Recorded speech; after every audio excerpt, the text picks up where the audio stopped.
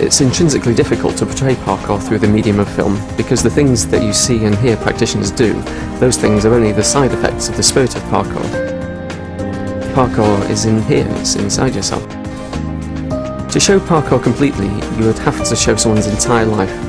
Parkour isn't an escape from life, it's a method for life, and it's very difficult to abbreviate a person's way of life into a short film. Parkour is the way of movement. It's a way of using movement not just to increase your capacity to move, but also to increase your capability in lots of things, ultimately to increase your capacity for life.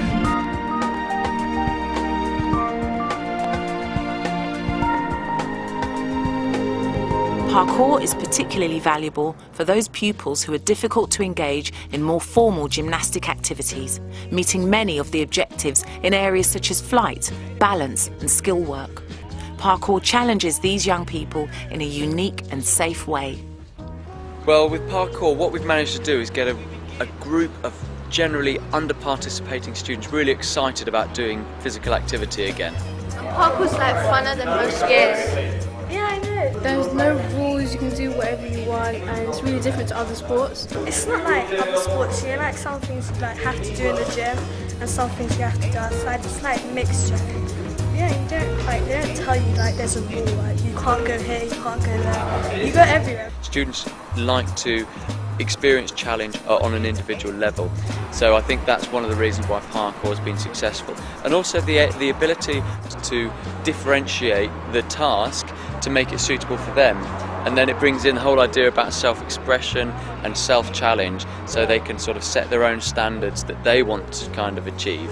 It might be very difficult for one student to make a vault over a certain obstacle, alright, but it might be very easy for another student to do it so they can do it quicker and smoother, but just to get over an obstacle might be a challenge in itself, which might be a huge mountain for some students to climb. Parkour does offer an element of danger and an element of challenge. If that's managed effectively and the students are allowed to express themselves and challenge themselves to a level at which they feel comfortable, then that's a good thing, okay? Rather than sterilising the activity and removing all boundaries from it, if we offer a little bit of risk, they engage it to a level they feel comfortable, embrace it, deal with it, then they're stronger people as a result.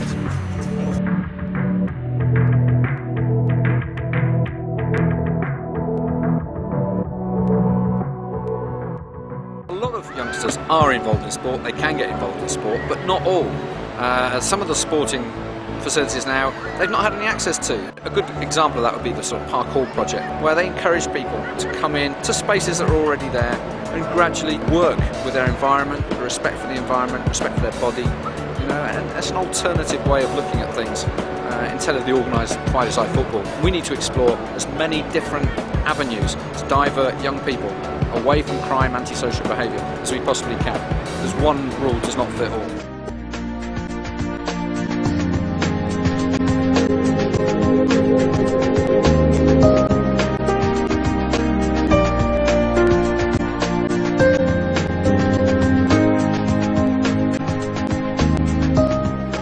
The local community fell by 69% during Easter of 2006 and 53% during the summer of 2006, when the Positive Futures team were working with parkour instructors. There'll be a feeling within some areas that by teaching children these kind of skills that they could put them to use in illicit means. We're teaching cat burglars of the future. This is an attitude of mind as much as anything else, and if you're teaching children to be positive, then they won't go down a negative route. There are plenty of ways to get stronger, such as lifting weights, going to a gym, going for a run, or even wider systems like the natural methods, and they all have their own benefits and drawbacks. The main reason people choose parkour is because parkour is fun. Parkour contains great variety, so there'll never be any danger of training stagnating or becoming too monotonous. There will always be new movements to experience, new challenges to face, simply because of the huge variety in our environment. When you get right down to it though, nobody enjoys doing something that they think they're a failure at. We enjoy succeeding, and the greater the challenge we've had to overcome, the greater our enjoyment. In many activities you're competing against others, and even putting 100% effort in is no guarantee of success if your opponent is simply better than you. The way these activities are structured means that there must always be a failure for every success. However, in parkour it's just you and the obstacle. Whatever success you achieve is entirely down to you, which makes it a hugely rewarding activity for everyone.